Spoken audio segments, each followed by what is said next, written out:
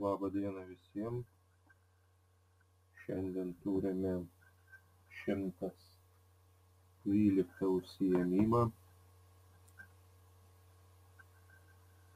Praeitą kartą pradėjome kalbėti apie carizmo politiką ir kovą už valstybės atkūrimą XIX amžiaus viduryje.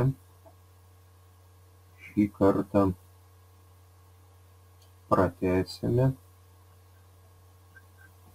pirmiausiai apie 1863–1864 metų sukilimą.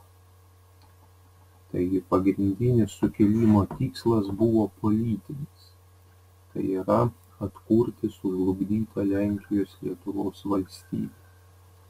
Tačiau būta ir kitų sukilimo tikslų. Baudžiavos naikinimo sąlygos nuvylė valstiečius. Jie troško tuoj pat gauti piliečių teises ir nemokamai tuos žemės sklypus, kuriuos dirbo. 1861 metų pabaigoje pradėtas rengti sukilimas. Sukilėliai, kaip ir 1830–1831 metais, iškėlė šūkį kabutėse už mūsų ir jūsų laisvę. Sukilimo pradžia buvo numatyta 1863 metų pavasarį. Tačiau rusų valdžia pačioje metų pradžioje paskelbė renkanti rekrūtus Lenkijoje. Į kariuomenę turėjo būti paimta apie 10 000 lenkų. Rekrūtų ėmimas turėjo suardyti sukilimo rengėjų planus ir taip susilpninti patį sukilimą. 1863 metai sausio 22 diena laikoma sukilimo pradžia.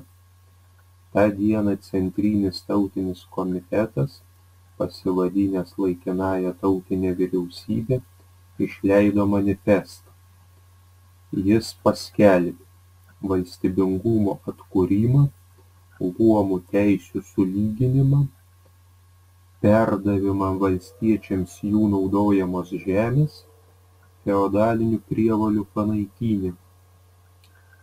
Vasario 1 prie sukilimo prisidėjo ir Lietuvos provincijos komitetas. Kovo mėnesį sukilimas prasidėjo Kauno gubernijoje. Pirmasis į kovą stojo kunigo Antano Mackevičiaus vadovaujamas būrys. Sukilimo vadovai nesitikėjo laimėti vien savo jėgomis. Sulaukti paramos buvo tikimasi iš Prancūzijos, Anglijos ir Austrijos.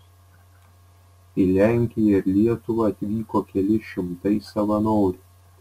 Pulkininko Lapinskio vadovaujami 1863 metais iš Londono buvo gabenami savanoriai ir ginklai.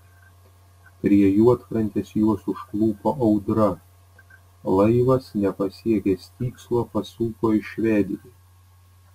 Sukilėliai aktyviausi buvo 1863 metų kovo viduryje Liepos mėnesį.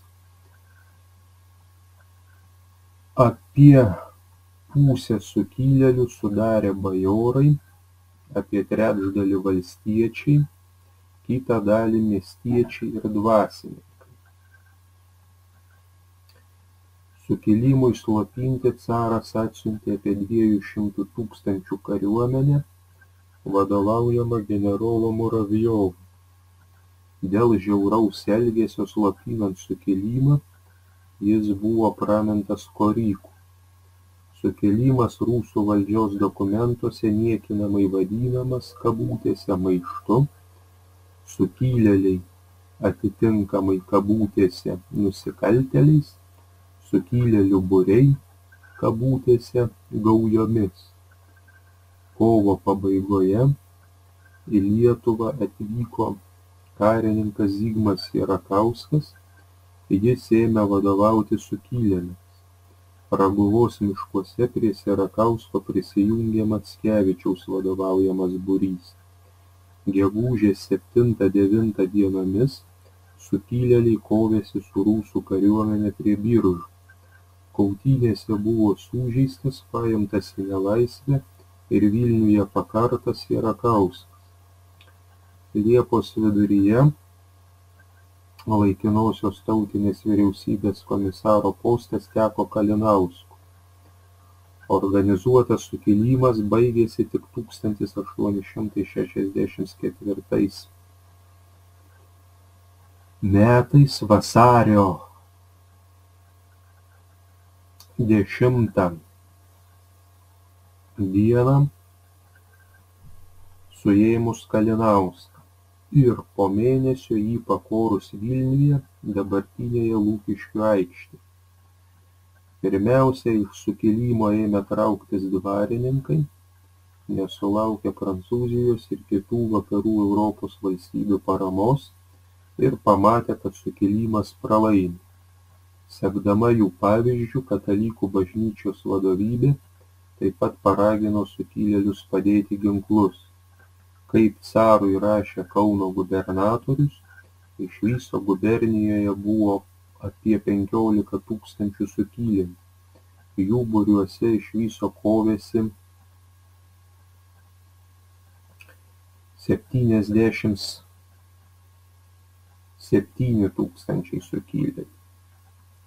Sukilimo padariniai buvo prieštaringi, dauguma skaudūs ir tragiški. Apribota katalikų bažnyčios ir jos dvasininkų veikla, represijomis slopinamas tautinis judėjimas, uždrausta visų draugijų veikla, uždrausta spauda lotyniškomis raidėmis, iš mokyklų ir įstaigų pašalinta lietuvių kalba, kraštą užplūdo rusakalbiai stačiatikybę išpažįstantys valdininkai ir kolonistai.